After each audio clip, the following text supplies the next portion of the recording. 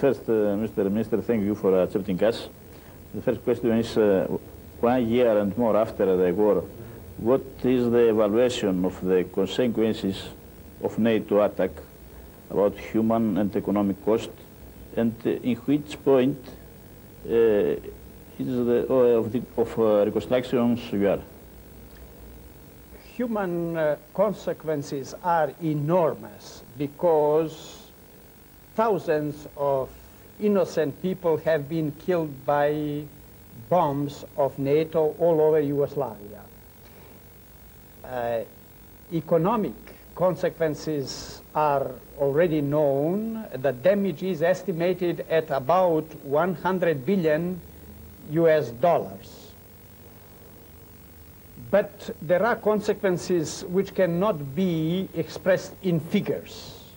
These are consequences for peace and stability, for the future of Southeast Europe, for the future of Balkan. We think that NATO aggression against Yugoslavia has proved to be an instrument of destabilization of this part of Europe, to be against the interests of countries and peoples of the region, and to be definitely against the interests of Europe. As for the reconstruction, it is well known that Yugoslavia, to say at least, has not been less efficient in rebuilding the country than in defending its liberty. Yugoslavia has reconstructed all infrastructure so far, railways, highways, apartments, buildings, electric network, transport of energy, and so many other spheres. And economy is back to normal functioning. We have achieved even unknown standards in efficiency in reconstructing bridges and railways and highways and all other infrastructures, which is capital of Yugoslavia to be exploited in the future of internal development and in cooperation in the Balkan and Europe and the world. Mr. Minister, do you know how many people has died from the attack? Several thousands have been killed, civilians, and you know that 500 and I believe 70 soldiers have been killed. You will appreciate that even one person dead from aggression is tragedy. It is now about 14 months since the end of NATO aggression. We can say it is positive that the war has stopped. Further destruction and killing of people has ceased. But we cannot be satisfied by any means by results for peace and stability in the region, because all what has been a result of the presence of security and civilian presence in Kosovo and Metohija, province of Serbia, has been actually adding to destabilization, mistrust, and not to confidence, to stability, peace, and development. Take, for example, some figures. 360,000 of people have been expelled from Kosovo and Metohija. Those are mainly Serbs, Montenegrins, Muslims, Turks, Goranci, Romas, Egyptians, and all other non-Albanians who have been expelled from Kosovo and Metohija by terrorism of Albanian extremists. Approximately 1,100 people have been killed during these 14 months of UNMIK and KFOR presence in Kosovo and Metohija. About 1,000 of people have been abducted, again, most of them, 99% non-Albanians. About 100 medieval Christian monasteries, churches, and historic monuments have been destroyed by terrorists. Hundreds of graveyards have been turned down or burned by terrorism. The whole system of ownership in Kosovo and Metohija, private ownership, has been destroyed. There is no possibility to talk about free market economy in Kosovo and Metohija any longer. There is a confusion.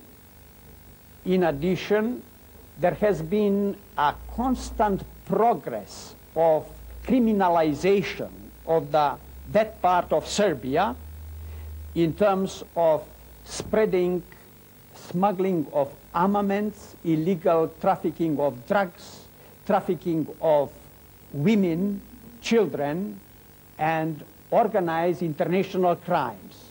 Kosovo and Metohija in these 14 months have turned into incubator of terrorism and criminal for Europe. Kosovo and Metohija has been transformed into springboard for fundamentalistic, Islamistic terrorist for Europe.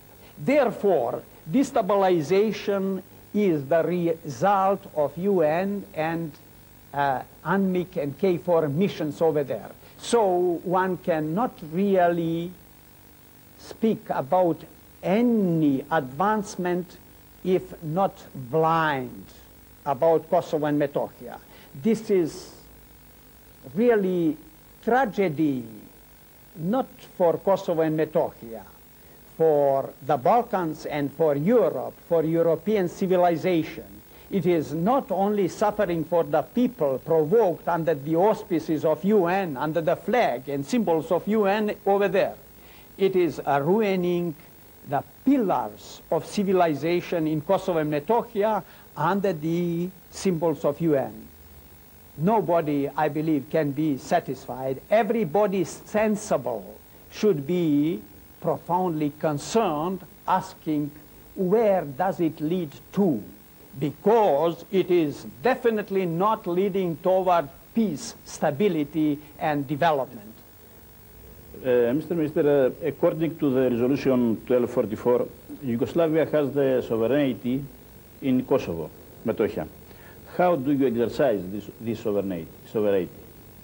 This sovereign right of Serbia and Yugoslavia is guaranteed by the resolution 1244 of Security Council.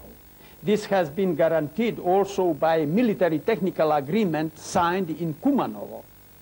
But this has been constantly violated by practice of UNMIK and KFOR. This is not affecting vital national and state interests of Serbia and Yugoslavia. This is indeed affecting peace and stability in Europe, and this is affecting the basic international public law principles. Last June asked in the United Nations to retreat the resolution and to end the mandate of UNMIK. How long and how far are you ready to go to ask for such thing and to implement it? Our position is quite clear. UNMIK and KFOR have cooperated with terrorism and separatism in Kosovo and Metohija. UNMIK and KFOR have thus endangered peace and stability in the region. UNMIK and KFOR have thus violated UN Charter. UNMIK and KFOR have violated the basic human rights.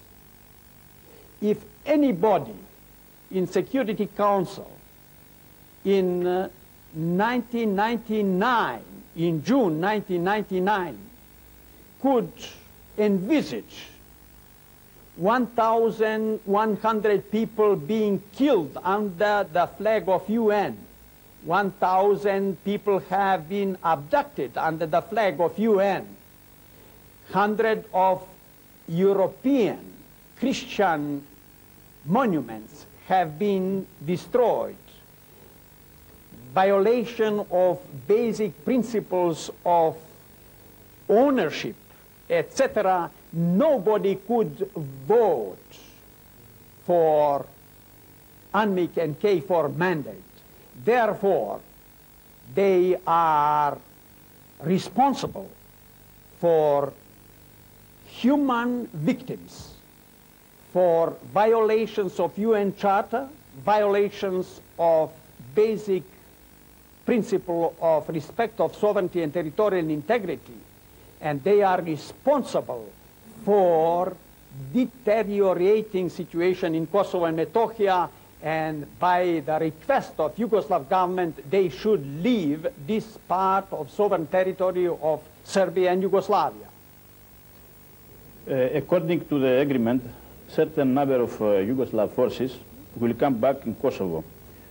Why you have not asked this up to now, and if you are intending to do it soon, or will leave it for the future? The war, the aggression of NATO against Yugoslavia has ended under the request and guarantee of sovereignty and territorial integrity of Yugoslavia, under the guarantee of security of all citizens on Kosovo and Metohija. Nothing of this has been fulfilled. And the other provisions do include a return of contingents of Yugoslav armed forces and contingents of Serbian police to Kosovo and Metohija, including return of Yugoslav army to control international borders of Yugoslavia in accordance with the principle of sovereignty and territorial integrity, and in accordance with the principle of inviolability of international borders as matter of guarantee of peace and security in Europe. This has not been fulfilled. You are asking why we did not ask. We have constantly been repeating full implementation of Resolution 1244 and military technical agreement, including our request for return of Yugoslav army and police to Kosovo and Metohija. We have formally laid this request to Security Council. We have formally laid this request in the Mixed Committee for implementation of military technical agreement from Kumanovo. But the fact is that NATO and others within UNMIK have been constantly ignoring their commitments. They have been constantly violating the obligations to themselves according to the Resolution Security Council and to the military technical agreement. And this is indeed challenging the authority of Security Council, and what is very disturbing, Security Council is not undertaking any measure to oblige UNMIK and KFOR permitting fulfillment of the resolution of Security Council for return of VJ and Yugoslav police, Serbian police to Kosovo and Metohija. We are insisting, we are pressing for return. We believe that this would contribute to stop the roar of terrorism and violence in Kosovo and Metohija. But we are dealing with the forces who favor separatism and terrorism. And it is shameful that they have tacit approval of Security Council for this unacceptable behavior. However, Yugoslavia never will desist from the request to return of its military and police forces to Kosovo and Metohija.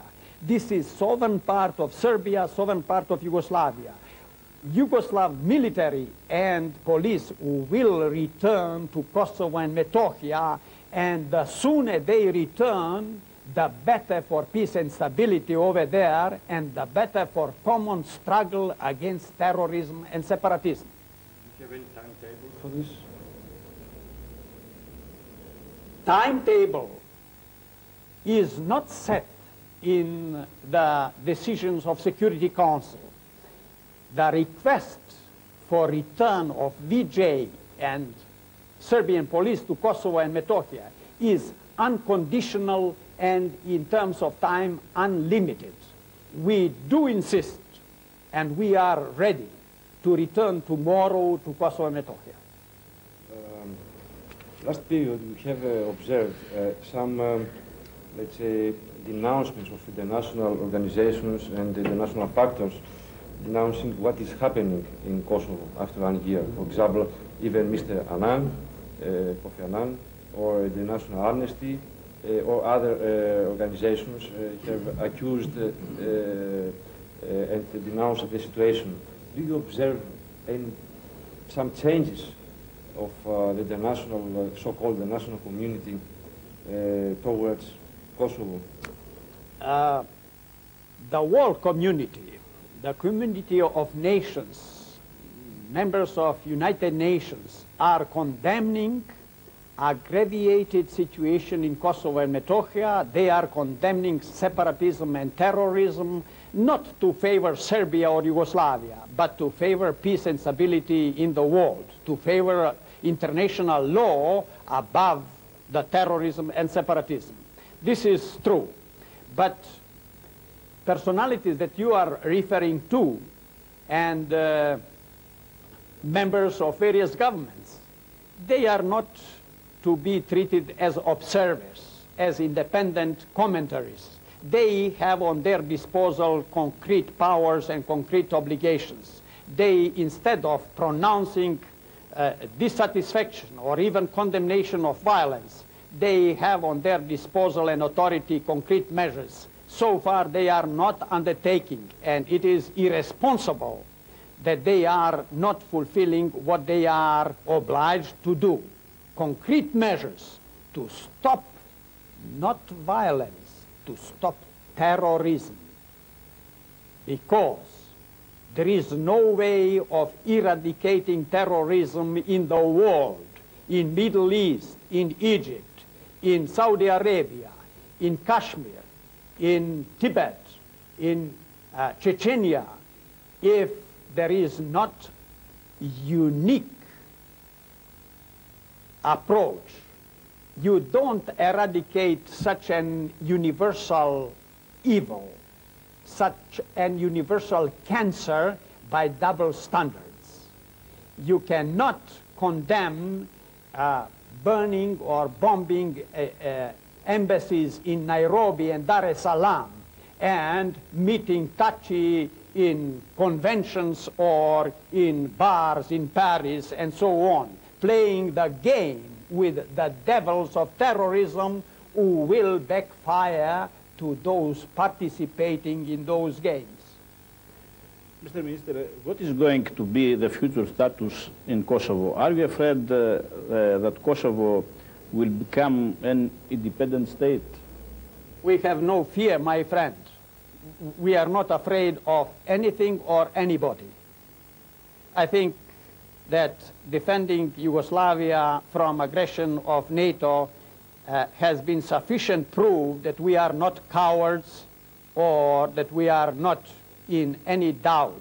We are very deeply convinced that Kosovo and Metohija is integral part of Serbia, and through Serbia, integral part of Yugoslavia, and that this state is temporary state.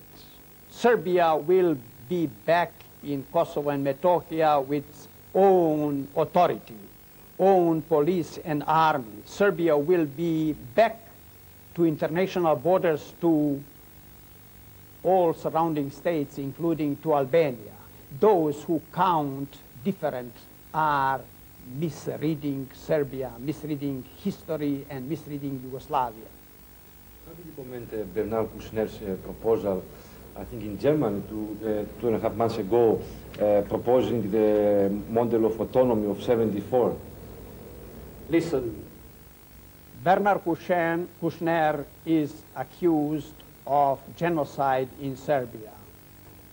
His ideas are absolutely relevant to Serbia and to Yugoslavia. Can we move to Montenegro? Are you afraid of the future and the path of Montenegro inside Yugoslavia? Serbia and Montenegro are members of Yugoslav Federation. They are members of Yugoslav Federation by the virtue of the will of people of Serbia and people of Montenegro. This is to be well understood all over. And number two, we are quite aware that those who could not conquer Yugoslavia by military aggression, who could not make Yugoslavia kneeling as they promised they would do, those who are planning to destroy Yugoslavia, we are quite aware that they are continuing their aggression. And one direction is to encourage separatist leadership in Montenegro to get apart from Yugoslavia. But people of Montenegro and people of Serbia, as I understand it, will not depart from Yugoslavia. Maybe that certain leaders have gone already too far away to be reasonable and to see reality. Reality is that Serbs and Montenegrins are one people, and that one cannot make apart their destiny and their future. They see their future in Yugoslavia, and I believe that the forthcoming elections in Yugoslavia will approve this. Mr. Minister, the leaders of Montenegro has asked from United Nations to exclude the Yugoslav diplomats from representations Montenegro from organization. Do you have any comment? I am not aware about this absurd request. First of all, Montenegro is integral part of sovereign state of Yugoslavia and is not subject in international public law. Montenegro is one republic of Yugoslavia, and republics in federal states do not have international subjectivity. So they have no capacity to make initiatives of such a nature. What I can understand, that they have no freedom of action at all, that they have entered a program of NATO, which is designed to encourage separatism in Yugoslavia, and that they are simply featuring the NATO policy. They simply are puppets in expressing to the public false desires, false intentions. Yugoslavia is accepted as a partner, as a state, by more than 180 countries in the world. That is to say, almost by all members of United Nations, and in addition by some countries which are at the moment not members. So it may be wishful thinking of NATO to have Yugoslavia excluded from United Nations and to have Montenegro imposing as a member.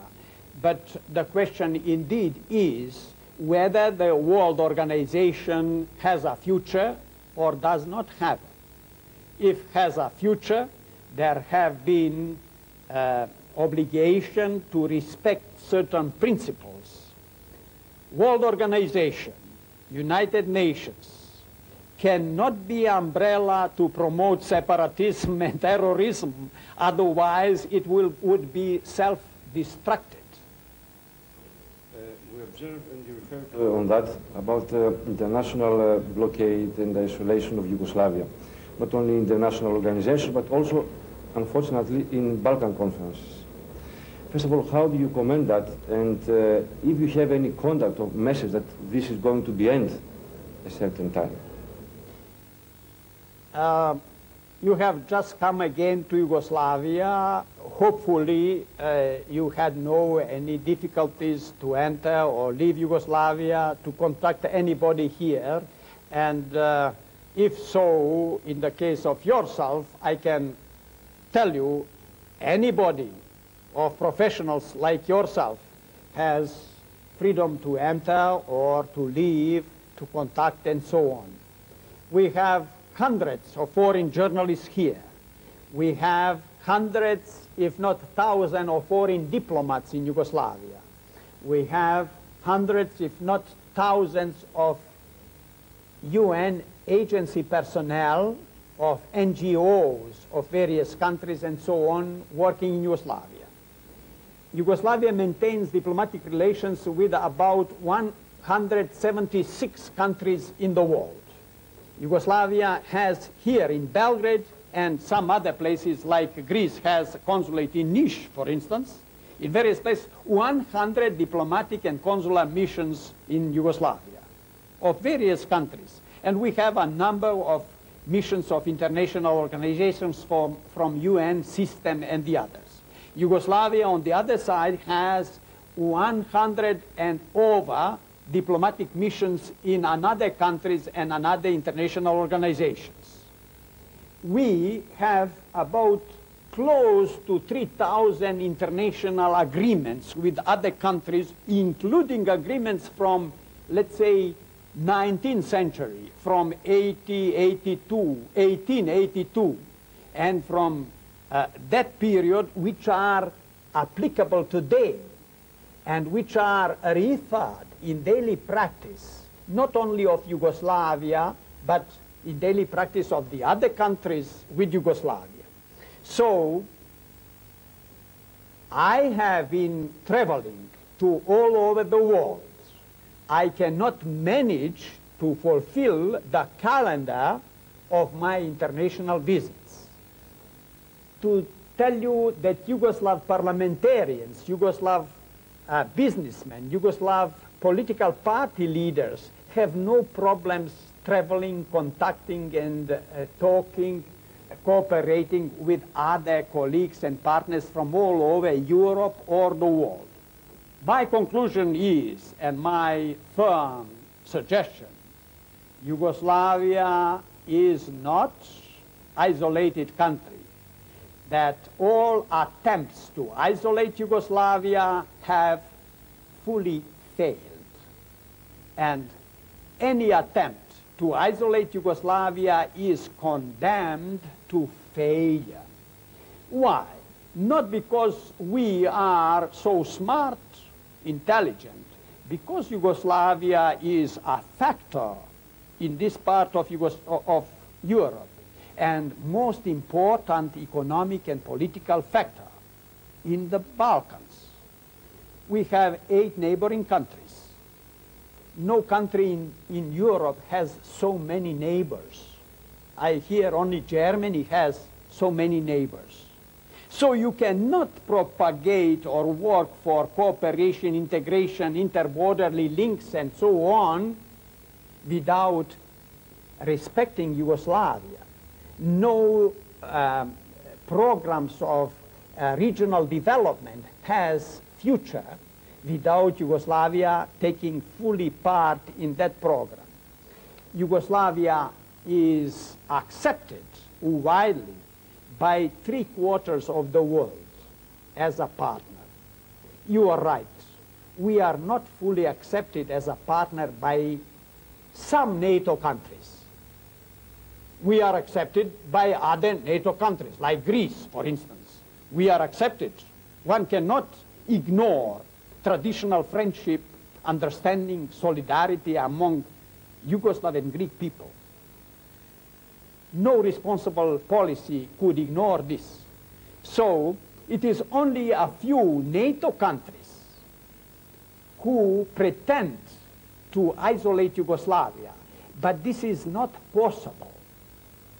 How can they propagate globalization and isolation of Yugoslavia, which has 8 neighboring countries?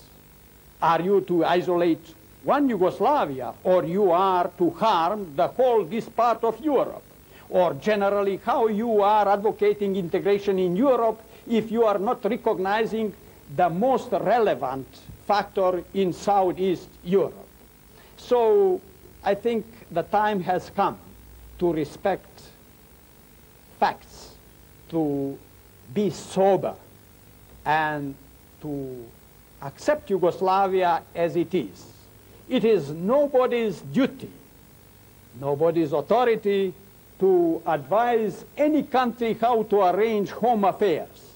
It is nobody's care, really, or worry what kind of government would have another country. It is up to people. Is it not democratic to respect the will of people?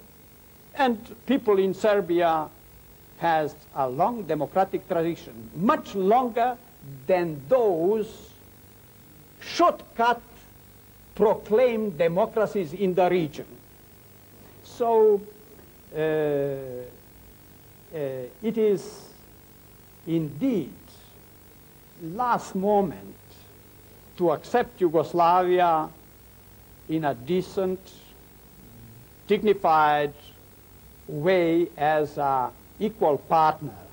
It is not good for Yugoslavia only. It is good for Europe. It is good for the world. Yugoslavia is not alone as envisaged in minds of some narrow-minded people elsewhere. Are they going to respect that after the elections of 24? This is not problem of Yugoslavia. This is their problem. And the question is whether they will respect own interest. We do not ask favors. We are quite at ease. People is with the government, with the leadership of Yugoslavia, and people is as united today as in defending the country and freedom from NATO. So this matters. The distorted minds elsewhere do not matter so much. We care about our national and state interest, not harming interests of anybody, be it small or big. We are directed to achieve what is good for Yugoslavia and what is good for the Balkans and for Europe, and what is in the framework of principles of United Nations and principles of the international law. We are not so much impressed or obsessed how this policy of Yugoslavia will be viewed in NATO headquarters. This is their problem. Let them deal over there and let them leave our people and democratic will of the people to function. Do you have a contact with American leadership? We have no official contacts with American administration. As you know, we consider American administration as responsible for war crimes in Yugoslavia, for crimes against humanity and peace, for genocide. We cannot overlook responsibility of American administration for killing our people, for killing children, for killing people on the streets, in hospitals, in schools, in refugee camps, in refugee columns, and so on. So I hope you are not surprised that there is no contact between Yugoslav government and the American administration being most responsible for the aggression of NATO against Yugoslavia. Unofficial?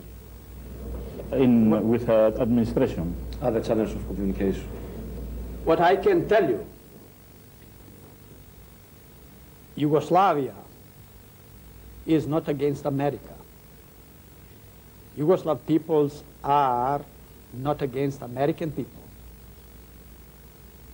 Yugoslavia and Yugoslav peoples are for full normalization of relations between United States and Yugoslavia.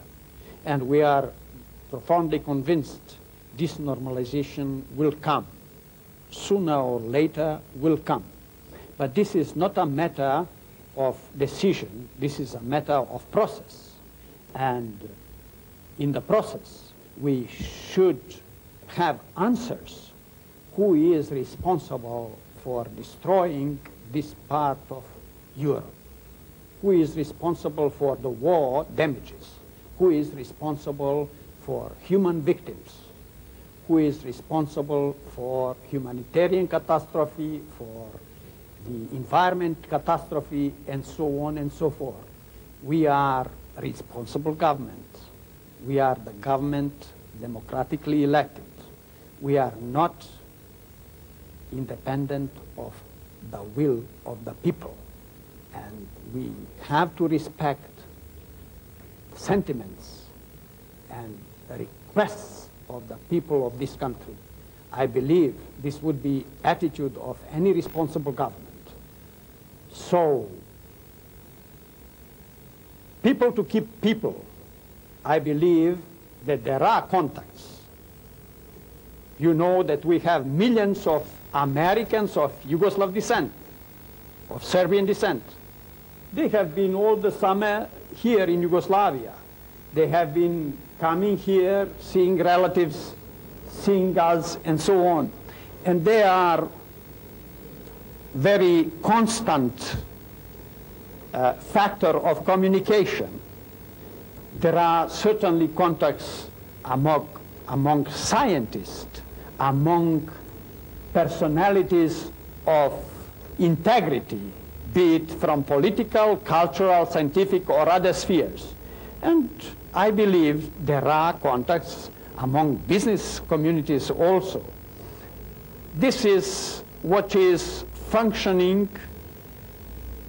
all the time, whatever the policy which is not acceptable from the side of those who are most responsible for the aggression. It is very necessary to have the matter of compensation for war damages resolved. It is also necessary and democratic that all one-sidedly enacted sanctions be abolished. Only Security Council of UN has authority on this planet to impose sanctions. And all those who have sanctions beyond and against Security Council are responsible for violations of universal principles. And they can be considered also as considering themselves above the law, above the principles, above the Security Council. At this moment, very moment, there is no single sanction against Yugoslavia which is legal, which has approval of Security Council. Last sanctions which have been legal, not justified, but legal, were abolished at the end of 1995. All sanctions after that have been illegal, self-imposed, and element of aggression against Yugoslavia. Do you expect something from the outcome of the American elections? It is really less important what we expect from American elections. It is most important what American citizens do expect from American elections. And we wish American citizens all the best. Mr. Minister, do you observe any difference between United States policy and European Union policy in Yugoslavia? Well, I think that differences do exist and that they are growing. American administration is encouraging, I would say, anything bad to Europe. They don't like to see a process of European integration going too fast and uncontrolled. They do consider themselves to be a #1 European power. So, although this is not a matter of Yugoslav policy, we are making our own conclusions and own analyses. But the future is independent policy of Europe, which corresponds European interests and is not concession to American policy of domination over Europe. What's happening with the relations with Russia? We know that some months ago Mr. George Papandreou said that Mr. Ivanov told him that Moscow is going away from Mr. Milosevic. Second, the Serbian opposition leaders visited Moscow and took some promises, etc. And the third, G8, in the communique of G8, there is a reference to the internal changes here, the constitutional change, etc. On what base are the relations between Belgrade and Moscow today? And what do you expect from that? Yugoslavia has strategically important relations with Russia. Russia has always been a strategic partner of Yugoslavia, is today, and we strongly believe will be in the future. So while there may be different approaches toward these relations, there cannot be any change in strategic significance of relations between Yugoslavia and Russia, for be it Yugoslavia or Russia. Yugoslavia is too small country, but is very relevant in Europe and even beyond. Russia, on the other hand, is a big power, superpower, but one cannot imagine that such a big power would ignore own interests in the Balkans, and here could not, of course, in no way minimize important relevance of Yugoslavia. The present relations between Yugoslavia and Russia I can assess as positive, very positive, in the trend of expansion and widening, and that this positive change in relations is in the interest of both Yugoslavia and Russia, and also that this is positive element of Europe processes. Yugoslavia considers Russia politically, security-wise, and economically strategically important partner. And this is not a matter of the will, it is the matter of history, tradition, and the interest. And we are convinced in good future relations between Yugoslavia and Russia. We have so many initiatives now for further expansion of relations between Yugoslavia and Russia. And these initiatives are in directions for meeting the interest, economic and other interests of one and the other countries. We are in the process, for instance, in finalizing the agreement of a free trade zone between Yugoslavia and Russia. We strongly believe soon this will be reality, and this will be, I think, beneficial to Russia and to Yugoslavia. We also have the initiative for Yugoslavia to join the alliance of Russia and Belarus.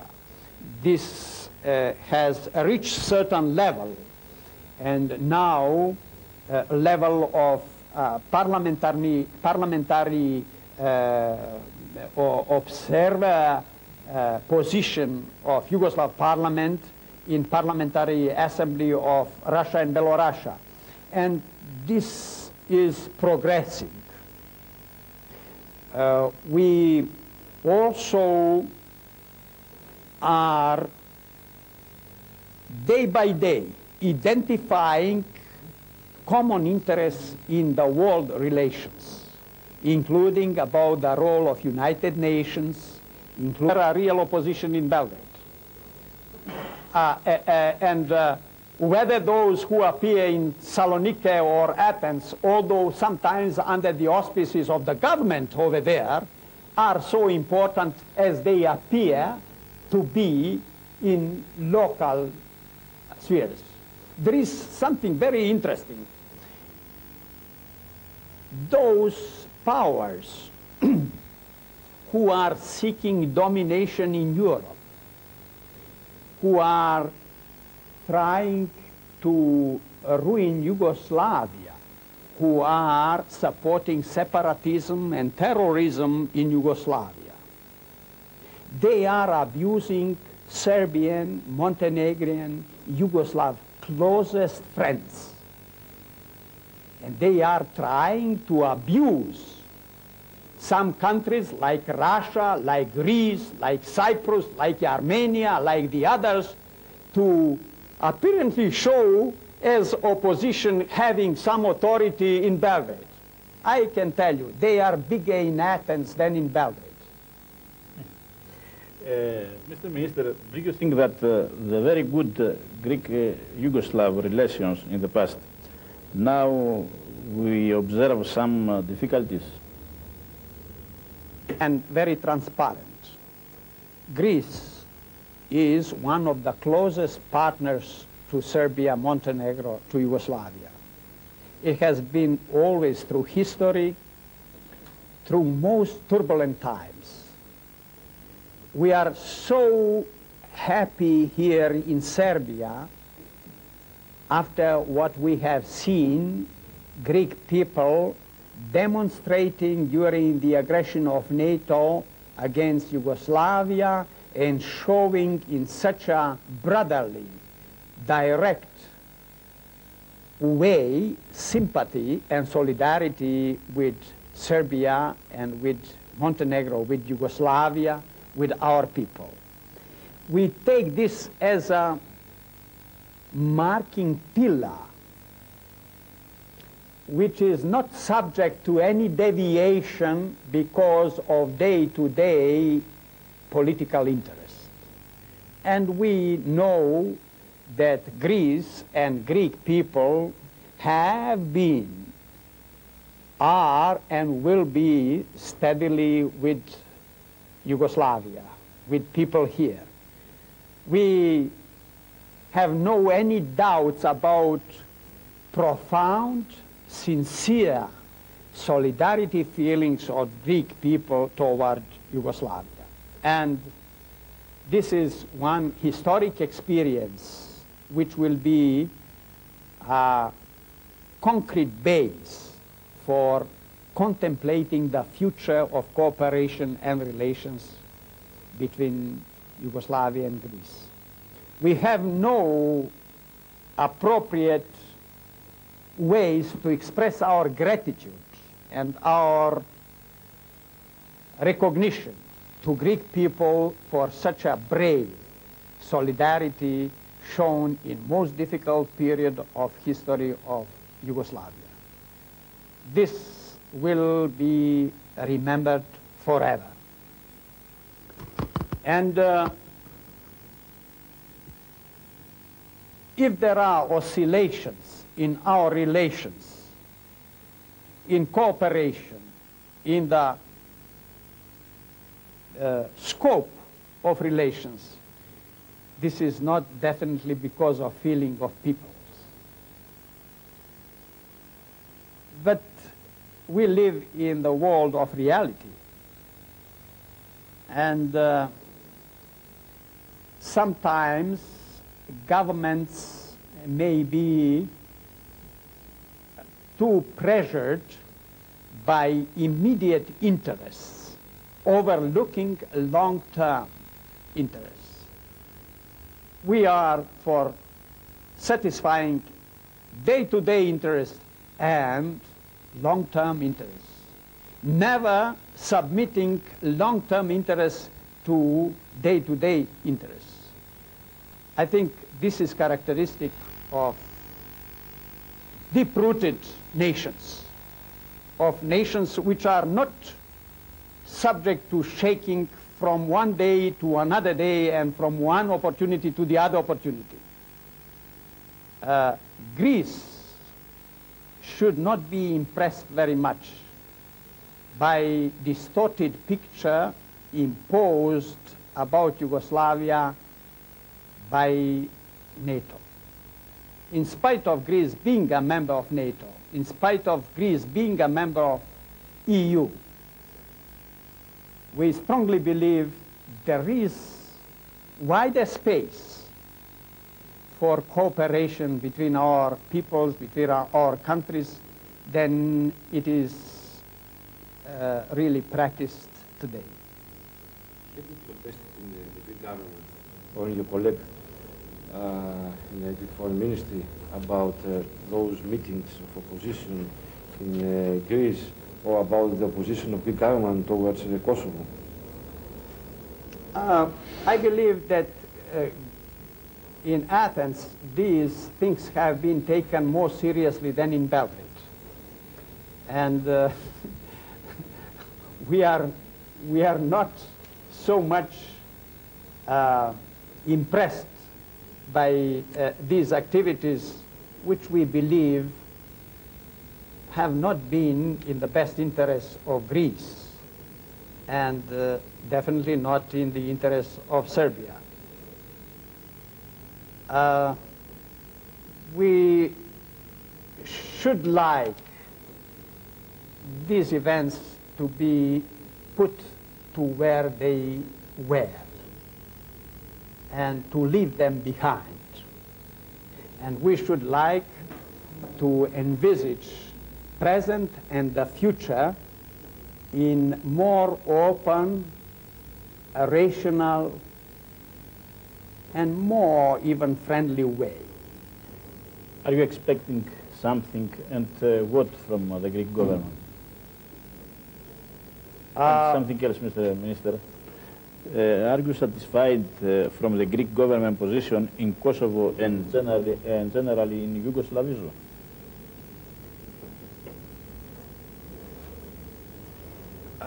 We believe that Greek government is not favoring pressures, sanctions, isolation of Yugoslavia, simply because it is in nobody's interest.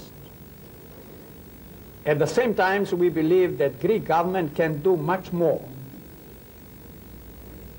to discourage sanctions and to contribute to complete abolishment of sanctions and attempts to isolation.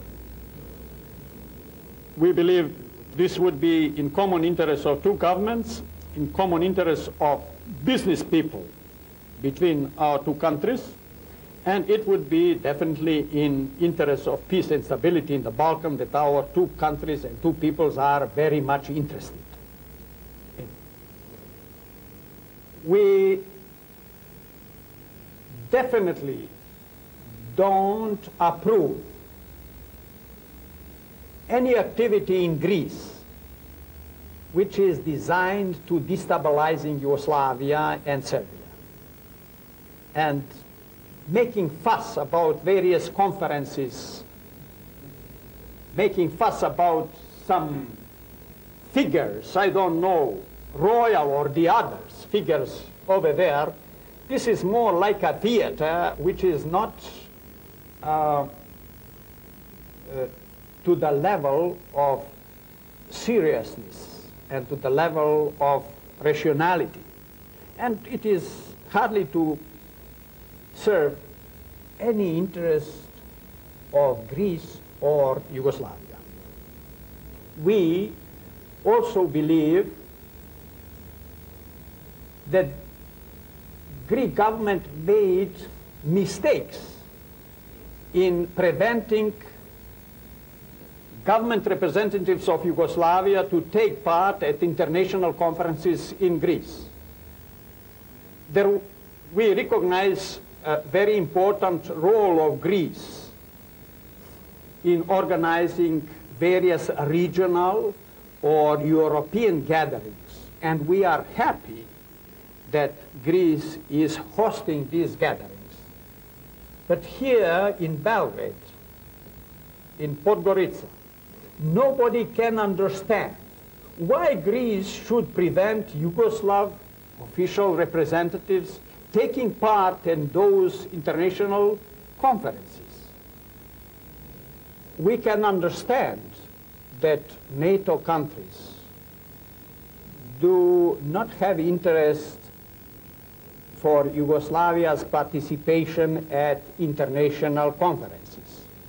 We do understand that those who are responsible for killing Yugoslavs, destroying Yugoslavia, do not like to see accusations at international gatherings. But what we cannot understand, that a friendly country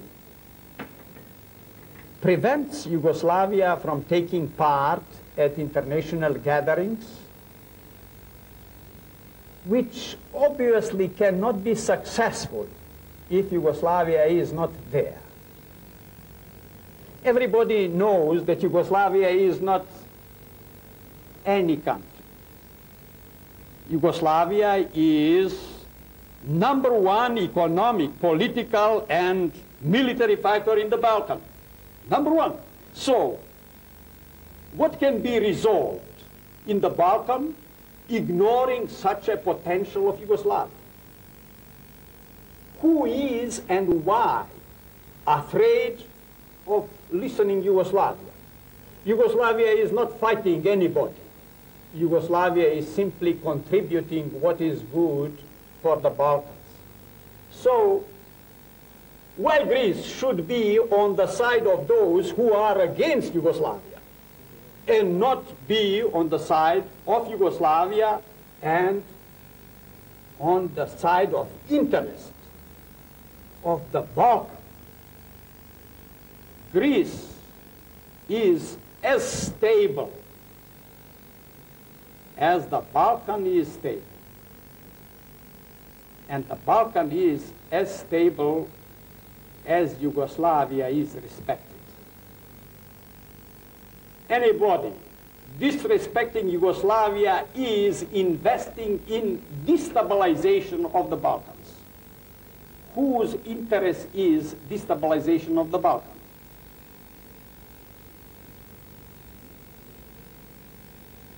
We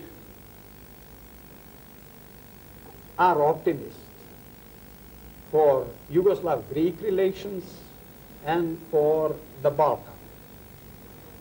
We are open for cooperation on the basis of equality with all Balkan states. Yugoslavia is pillar of stability in the Balkans. We are initiators of the free trade zone in the Balkans. Yugoslavia has proposed a consultative parliamentary assembly of Balkan states. We are proposing the Center for Technological New Development in the Balkans. We are proposing Balkan Environment Program to prevent Balkan from becoming the dumping ground for outdated technologies.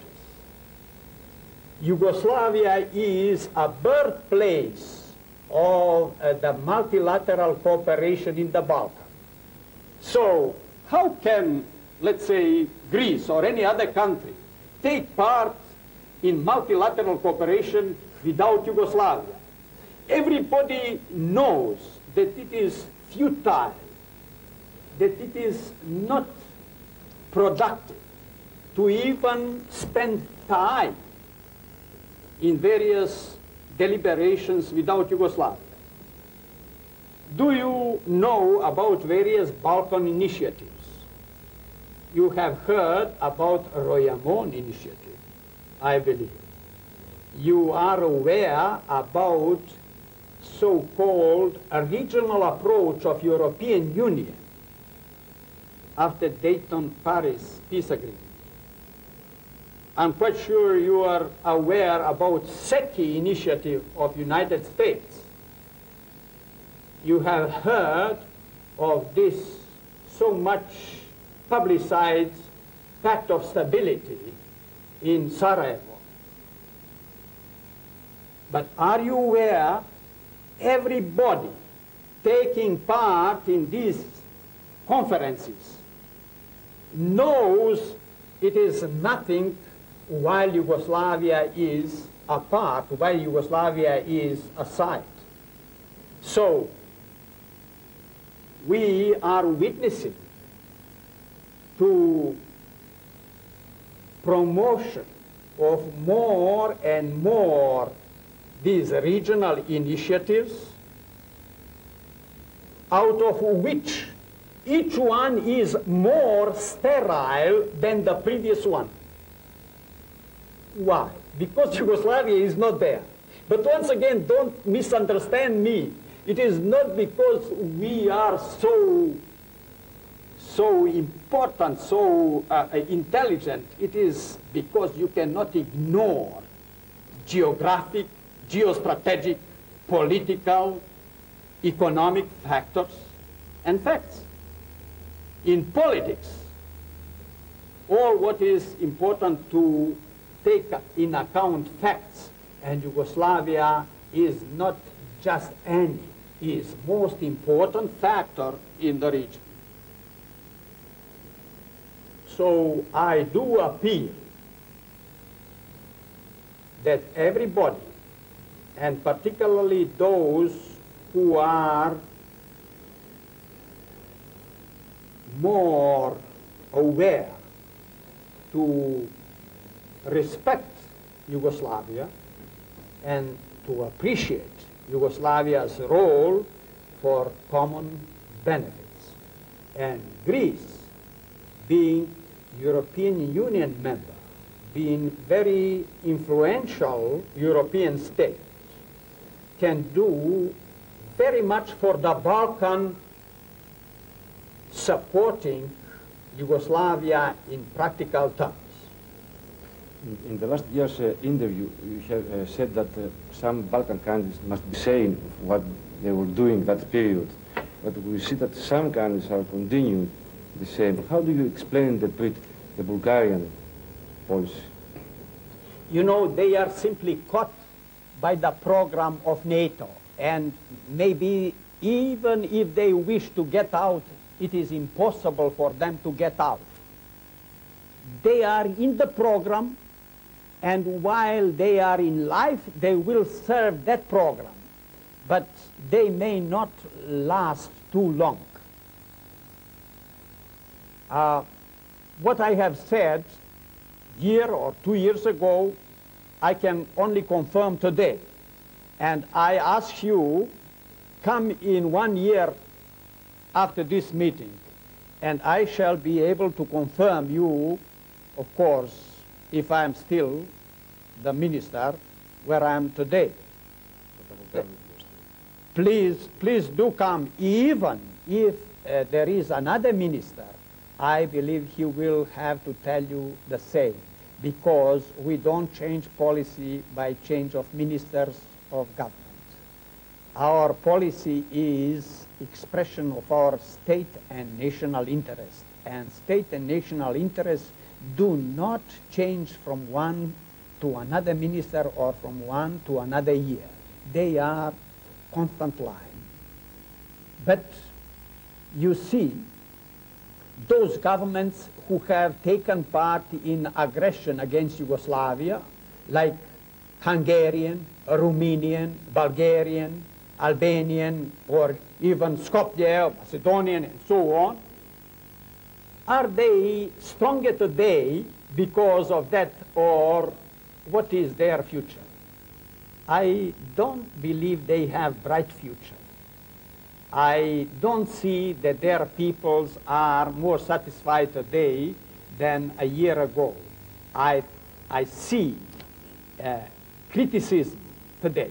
Listen, Yugoslavia today, we today, in 8 months of this year, we have 25% of the rise of industrial production comparing to the same period last year. I am MP for Pomoravia.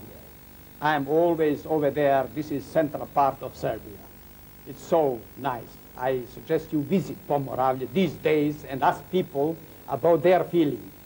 Ask them even about the views of government and my personal views. So check if I am talking their sentiments, if I am talking their will.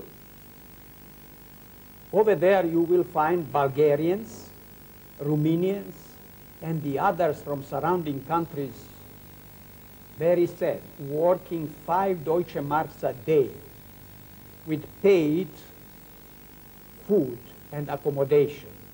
working in the Morava fields, in farms, in construction, reconstruction, and so on. It is so inspirative for you journalists to observe situations. Romanians, Bulgarians are working on reconstruction of those objects destroyed by NATO with contribution of their governments.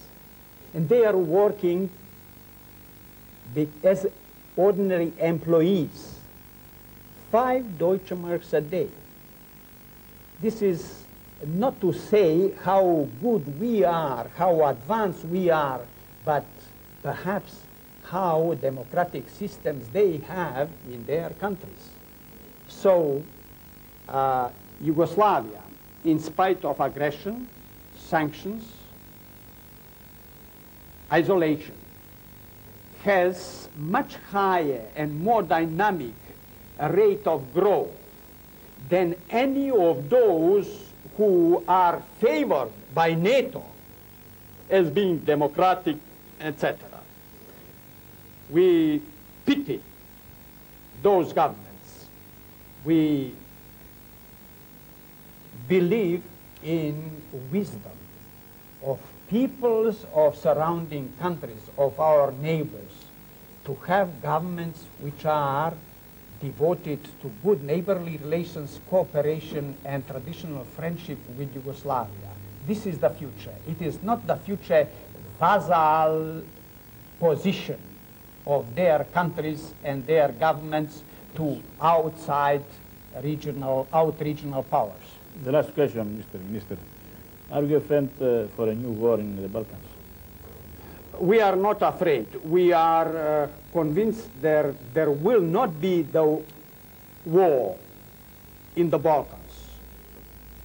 But we, as I said, we are not cowards. We are not made for wars, although we are ready to defend our freedom and sovereignty and territorial integrity. We are concerned that what NATO continued to do in the region after the military aggression of NATO is not leading to peace, stability, and development, is not leading to equal conditions for development of all nations. This is provoking our concern, but we are encouraging by the growing sense in public and political bodies of Balkan countries about dangers of policy of dictate from outside. And although we may have own interpretation of the policy and strategy Balkan to Balkan states and Balkan peoples, we think that indeed nobody else than Balkan people can define their future.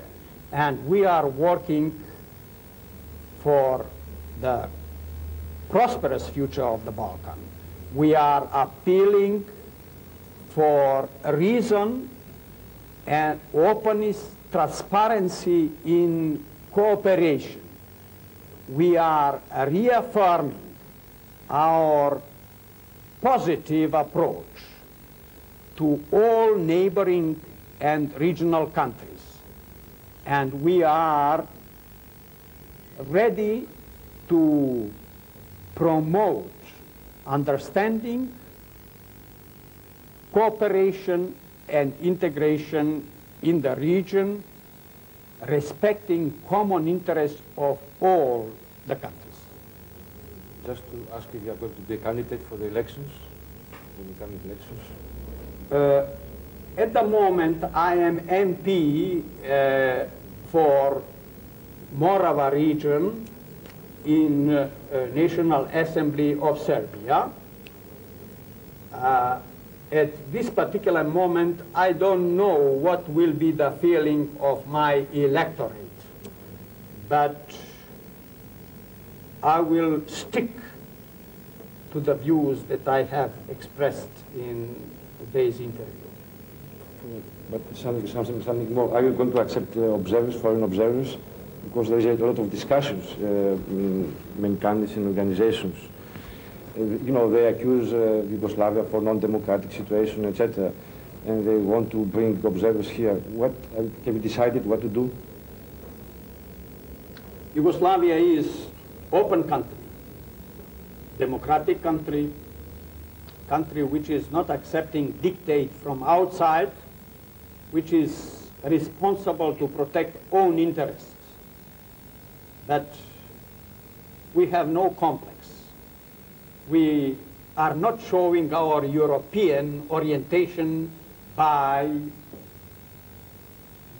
submitting our national and state interests to anybody.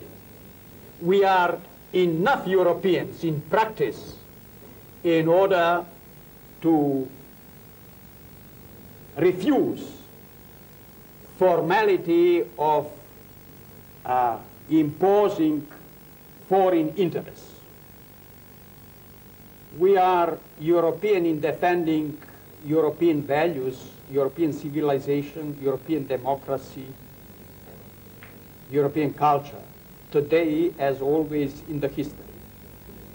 But as to whether someone from Brussels or some other headquarters will characterize us as Europeans or nationalists, we think is not so much relevant. What is relevant is that we care and we meet the will of our people, of Yugoslav people. And I can assure you that the government and that the party that I belong to will respect and the will of the people as the only criteria for policy. As for OECE, for some other international organization, I hope you will not be surprised if I repeat, they have been part and parcel of mechanism of NATO. They are today the same. So they may think, they may be important, but not as much in Belgrade as elsewhere. In Belgrade, who matters is the will of Yugoslav people and not the will of foreign observers. This is not to say we shall not have observers. We shall have observers. But I doubt very much if we can be accepting any observers from OEC or other NATO branches. Thank you very much.